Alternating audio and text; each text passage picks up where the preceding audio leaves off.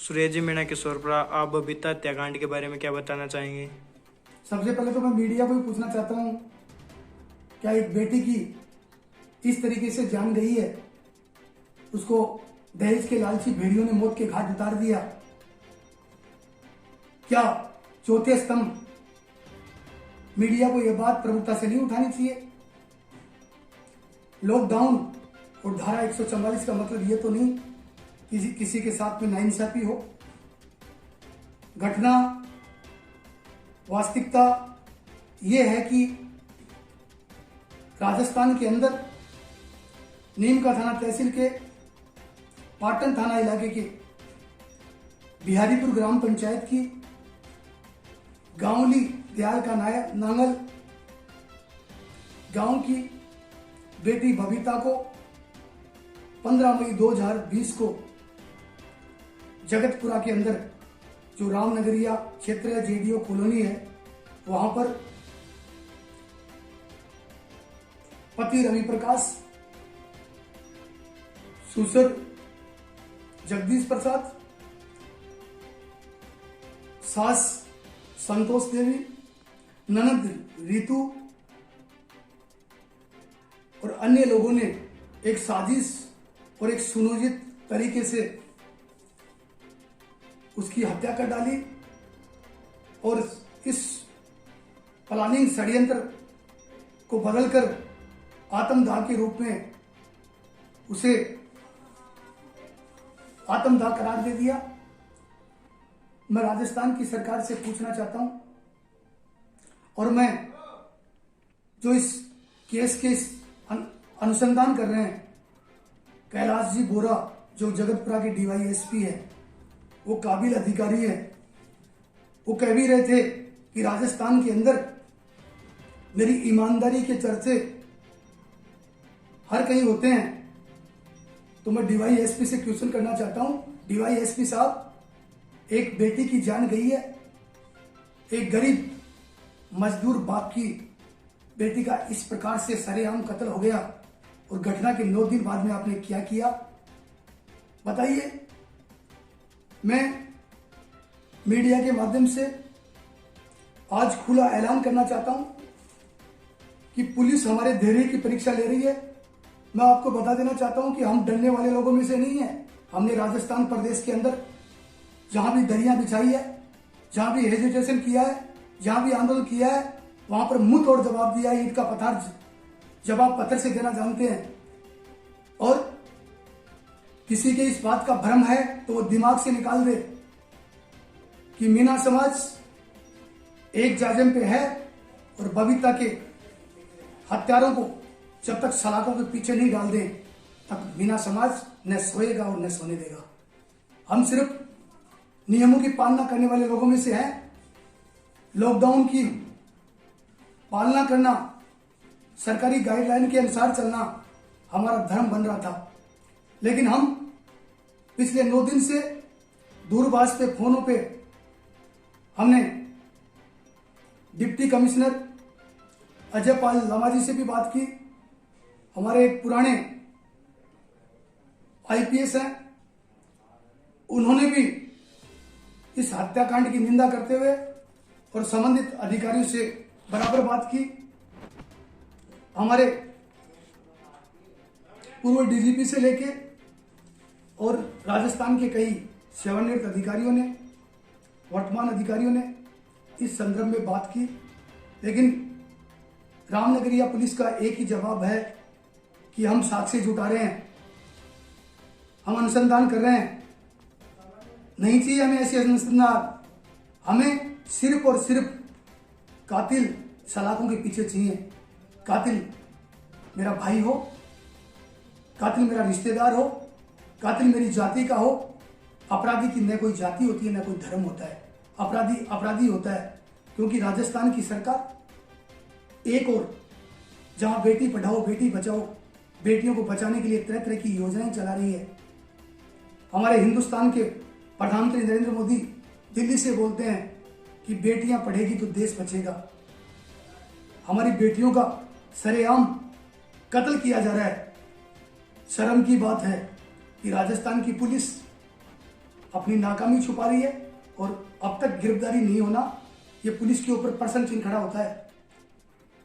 सही बात यह है कि इस केस के अंदर बबीता मीना की सास संतोष देवी,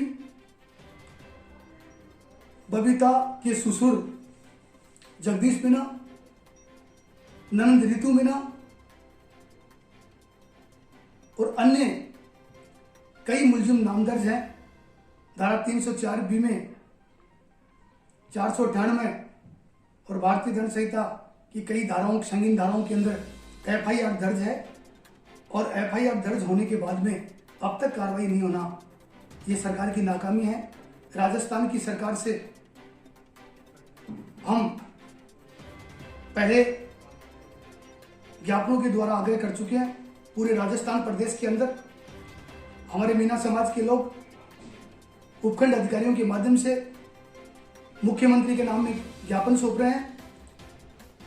9 दिन हमने दूरभाष पे बात करके डिप्टी कमिश्नर से लेके जो इस केस के तफ्तीश अधिकारी, अनुसंधान अधिकारी हैं कैलाश जी बोरा, उन सबसे हमने बात कर ली। उन्होंने सिर्फ दिलासा और तसल्ली दी है। हमें दिलासा नहीं चाहिए, हमें न्याय चाहिए। और अब अंत में ये अल्टीमेटम देते हैं कि राजस्थान की सरकार, राजस्थान के डीजीपी और संबंधित रामनगरिया के पुलिस महकमे के अधिकारी और पुलिसकर्मी, शासन प्रशासन इस बात को जहनों में उतार ले कि जब तक बबीता के परिजनों को इंसाफ नहीं मिलेगा तब तक हम चैन से नहीं बैठेंगे। और साथ में मैं स्पष्ट करना चाहता हूं कि जिस बबीता की आप बात कर रहे हैं वो बबीता बेहद गरीब घर की बेटी थी, फिर भी उसके पिता ने कर्ज करके और अपनी औकात और हैसियत से बढ़ के उसे हंसी खुशी विदा किया था। और उसने इस शादी के अंदर पैसा खर्च करने के अंदर और दहेज में बेशकीमती सामान देने में कोई कोर कसर नहीं छोड़ी। और दहेज के लालची भेड़ियों ने उस मजबूर बाप की उस बेटी को सरेआम मार दिया। इसलिए हम राजस्थान के मीना सारे एक हैं और न्यायप्रिय हैं, इंसाफ में विश्वास रखते हैं और किसी भी सूरत में हम बबीता की मौत का बदला लेंगे और इन हत्यारों को सलाखों के पीछे भेजेंगे। आज मेरा सिर्फ इतना आग्रह है कि हमारे कई परिजन डीवाईएसपी कैलाश बोरा से मिले हैं। उसने 26 तारीख का नाम लिया है कि मैं 26 तारीख को दूध का दूध और पानी का पानी कर दूंगा। मैं 7 दिन का अल्टीमेटम दे रहा हूं हमारे मीन सैनिकों की ओर से, आदिवासी सेवा संस्था की ओर से और बाकी मेरे साथी हैं नीम का थाना के जितने मेरे साथी हैं, जो सहयोग के अंदर पूरा हमें सहयोग दे रहे हैं, चाहे वो श्री माधोपुर के हैं, चाहे वो कांवट के हैं, चाहे वो नीम का थाना के हैं, चाहे वो गांवली के हैं। जयपुर के सापरा में भी आज एसटीएम को ज्ञापन दिया गया है, नीम का थाना में भी कल ज्ञापन दिया गया था, गंगापुर सिटी में भी ज्ञापन दिया गया था। बहुत सारी जगह ज्ञापन दिए जा रहे हैं। मैं मीना समाज के उस व्यक्ति की बात कर रहा हूं, नानक राम जी मीना, जिसकी गांवली थी और जिसको देश की आयरन लेडी के नाम से विख्यात और देश की प्रधानमंत्री इंदिरा गांधी भी उसके ऊपर गर्व महसूस करती थी और उसको समस्याओं के लिए स्वयं बुलाती थी। और नानक राम मीना समाज की एक बहुत बड़ी अस्थि थे और उसकी वंशज बबीता मीना के साथ में इस तरीके का घटनाक्रम हुआ है। अगर नानक राम मीना आज जिंदा होते तो ईंट से ईंट बच जाती, लेकिन नानक राम जी जो बहुत बड़े समाज के दानवीर थे, बहुत बड़े समाज के बहादुर योद्धा थे, आज उनको साक्षी मान के और हमारी बेटी बबीता की आत्मा इस बात का इंतजार कर रही है कि मेरे कातिलों का जवाब लेने वाला, बदला लेने वाला क्या कोई है। तो मैं बबीता के परिजनों को और गांवली के लोगों को आग्रह करना चाहता हूं कि आप लोग इस अन्याय की लड़ाई में अकेले नहीं है। हम संपूर्ण मीणा समाज के लोग आपसे कंधे से कंधा मिला के साथ हैं।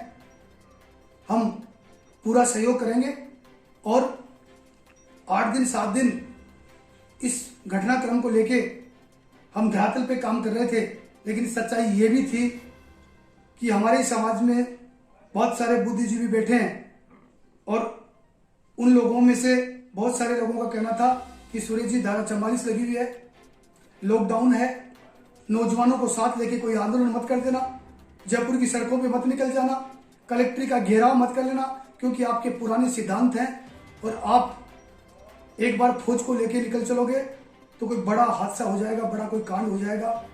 मैंने उनकी बात को सोचा और समझा कि कहीं कोई नौजवान युवा के मेरी वजह से कोई मुकदमा नहीं लग जाए। लेकिन आज मैं स्पष्ट कर रहा हूं कि 7 दिन में अगर न्याय नहीं मिला तो अंत में सबर का बांध टूट चुका है और अब हम बर्दाश्त करने वाले लोगों में से नहीं है और अब हम आर पार की लड़ाई करेंगे। सुरेश मीणा, किशोरपुरा।